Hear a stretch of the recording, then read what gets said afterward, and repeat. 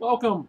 Once again, it is Monday the 19th, 2013, August, and I am coming to you live from my personal man cave, as always, to bring you the latest and greatest advice in relationships that I could quite possibly give you based off my own personal information and knowledge and what I've also fucked up on possibly in most of the relationships I've probably been in. This week, I'm not liking this hat, oddly enough. This week, I will be talking to you about exes. I will talk to you about exes. Maybe I really like this. How they will screw a friendship, how they will screw a relationship, really. And more than people give them credit for. Like, an ex will fuck up a relationship. And it depends on the type of ex you have. There are different versions of exes. There's the okay ex after you break up because you guys broke up amicably and everything's okay, and so they're cool about the fact that you broke up with them. And then there's the mad ex who's just like hates the world that you and them are no longer together and wants you like dead, and if she can't have you, no one else can be with you. And then there's the mixed ex who's like the bipolar ex. They're okay sometimes, and then sometimes they're okay as long as they're with someone, but then the minute they're single, they have a problem with the fact that you're with somebody. But we'll start exes in general. Exes in general can be the death note of a relationship. Like, top 5 things that can ruin a relationship, I'm pretty sure exes is like number 2 on the list of things that can ruin a relationship. Right after like Facebook or cheating, depending on how you look at it. And so it really comes down to how you and your ex ended things. It determines on what kind of ex you end up with. I actually don't talk to any of my exes. One of my exes thinks I am the worst thing that ever happened to her and has wished death on me. One of my exes just doesn't talk to me in general, just out of I don't know, spite or whatever. So that's the kind of how that is. And you can end up like that, like me, not talking to any exes. You can have exes like that that want nothing to do with you. Which, if you're lucky, is cool. Because, I mean, redating an ex is a lot like taking a shower and putting back on dirty clothes. Because really, you're retreading ground you've already been over. So what are you actually doing? Like, you're not really actually accomplishing anything when you really think about it. I mean, so that's just reality. It's just, I can't say enough about that. That's just horrible. Redating ex is just horrible in my opinion. I can't condone redating an ex because it's just ridiculous to me. Like, walk away. I have a 6-month policy when you break up. You spend 6 months kicking it, like having breakup sex and talking or whatever. And then after that 6 months, it's over. If you get back within that 6 months, I can say it's okay. But after that 6 months is over, we're kind of done. Don't be mad that we're not getting back together or whatever. So, crazy ex. The crazy ex is the ex that doesn't really want you, but doesn't want you with anyone else. So she, sits outside your house and like stalks you and like watches what you do, and essentially you become her new life. Like, making sure your life is miserable becomes her new like mission in life, which is all kinds of just fucking horrible. You don't want that kind of ex. Oh, God. And how to avoid that kind of ex? I can't really say. That really comes down to the type of woman you date. If you date a crazy woman, the potential for you to end up with a crazy ex is extremely high. So think about that when you start working on that whole, crazy shit scale. Think about what you're doing. And if you don't know what the crazy shit scale is basically, it's also known as the hot shit scale. And the hotter a chick is, the more shit you're willing to put up with her. So, the hotter she is, the more shit you're willing to put up with. See how that? Yeah. So don't let the hot shit scale get you in trouble. And do like my dad used to do. My dad had the perfect saying: "Is the juice worth the squeeze?" Like, just because she's hot and is cute and is sexy, if she's crazy as an outhouse rat, leave that woman alone. There's a potential you'll wake up one day with her trying to either like shave your head or cut off your balls or boil your rabbit or some crazy shit that you just really don't want to deal with. Next you know, you've got restraining orders and violations happening. The police have been called, and you're like a Lifetime TV movie waiting to happen. You don't want that to be your life. You really don't want that to be your life. So don't do it to yourself. Don't let that happen to you. So crazy ex depends on what kind of ex you end up, what kind of woman you dated before she became an ex. That's how that whole situation boils out. And then there's the other form of an ex. Really comes down to how you and them break up.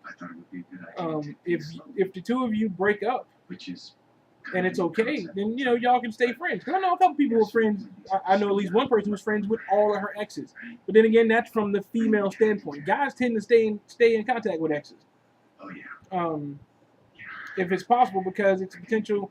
An ex is a potential somebody you can always go back to have sex with again. So, of course, they're going to stay in contact with the ex because in case things go wrong with whoever I'm dating, or if I stay single for a little bit of time, maybe I can get some from the ex. So I go back to the ex. Ta-da! See how that works? So that's just how that works. And it's horrible, but it's true. Which is one of the reasons why a lot of guys stay friendly with exes. Girls stay friendly with exes for a varied number of reasons. Can't give you any of them because I don't know them. The insight into the female psyche is something I do not have. Most of what I've got is from experience from crazy women and what I've experienced with myself. So that whole topic would require an entirely different, would actually require an actual female for me to give you that topic.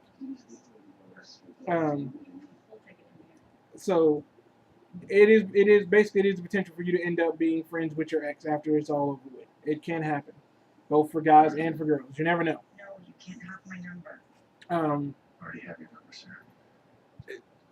It's tricky. It's tricky. It can potentially be dangerous, depending on how things go. But hey, it'll be okay. You can. I trust everyone has a degree of knowing whether or not they should get back with an ex based off of how bad or good the relationship was. I'd like to think you don't need me to tell you whether or not to get back with an ex or not to get back with an ex, or whether or not it's a good idea. Because you should be able to make that kind of decision for yourself. You're all grown. I hope you're all grown.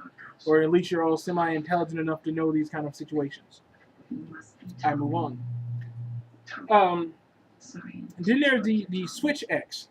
I will say the switch ex. The switch ex is the ex who, as long as they're with somebody, they don't care what you are doing. Because they're with somebody else. They're living their life, you're living your life, neither one of you care about what's going on. Then she gets dumped. Or he gets dumped. And then all of a sudden, they're blowing up your Facebook. They are calling your phone, asking you how you're doing, sending you messages, and all of a sudden they want to get back into your life. They don't want to actually be with you again, but they just want to be back in your life because now all of a sudden they want to know what your life is because their life is now crap. And they want to know if your life is crap. And if your life isn't crap, there's a potential that they will attempt to make your life crap because misery loves company. Believe me. So watch out for that. And once again, that comes down to the type of person. That's a two-deciding factor kind of thing. It comes down to the type of person you dated and how you and them broke up. If you broke up horribly and she was crazy, there's a potential for her to end up being a switch ex or just being a plain-out crazy ex. It just depends. There's no telling. You got to watch out for that kind of thing. So just be on the lookout for that. Know that kind of situation. I mean, and they're warning signs. She's crazy. Early on in the relationship, you can kind of see the signs and know if a chick is going to be crazy if the two of you break up. Like if she starts like packing your lunch, no problem. I've had an ex pack my lunch because I was going to work a long day. That's okay. That's no problem. Packing your lunch is nothing. But if she starts trying to like give you baths, and not in like the sexual cool way of giving you a bath, maybe you should worry about that.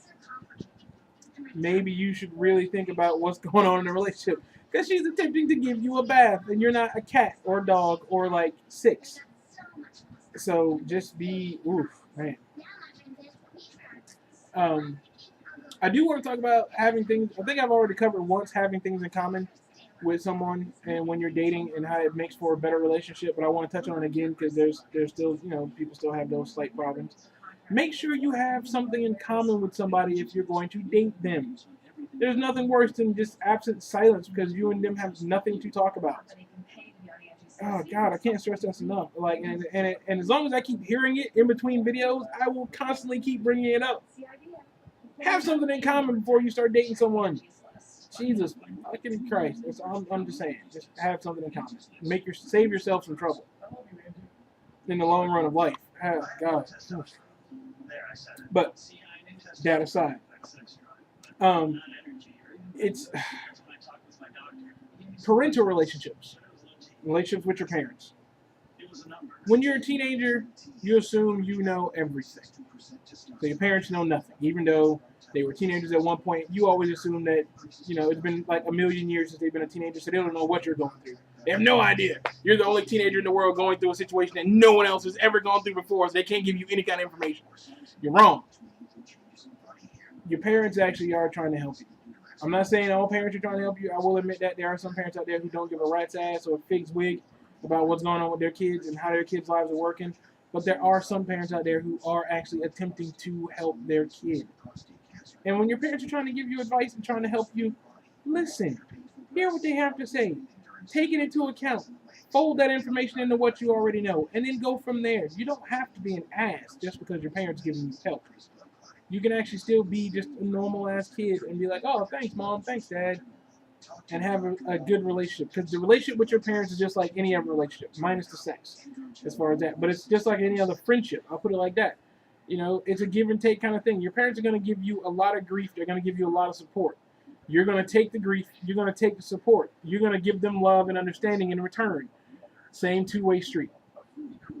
I'm going to go back to friendship, too, because that apparently needs to be recapped. For friendship is a two-way street.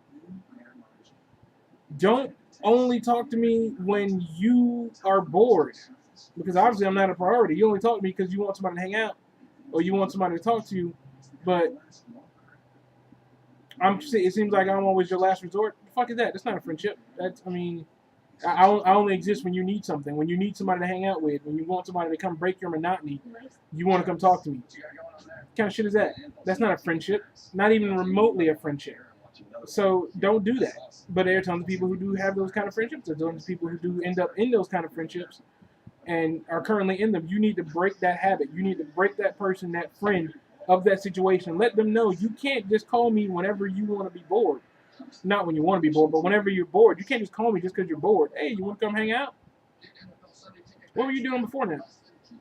There was a situation with a friend who actually came down to hang out near me and was here for like 2 weeks. Didn't even know it. We got to get back from being near me. They called me up. Hey, you want to hang out? You were down. So you want me to come to you even though you were near me for 2? Yeah, whatever. That kind of shit it puts a strain on the friendship because it kind of hurts.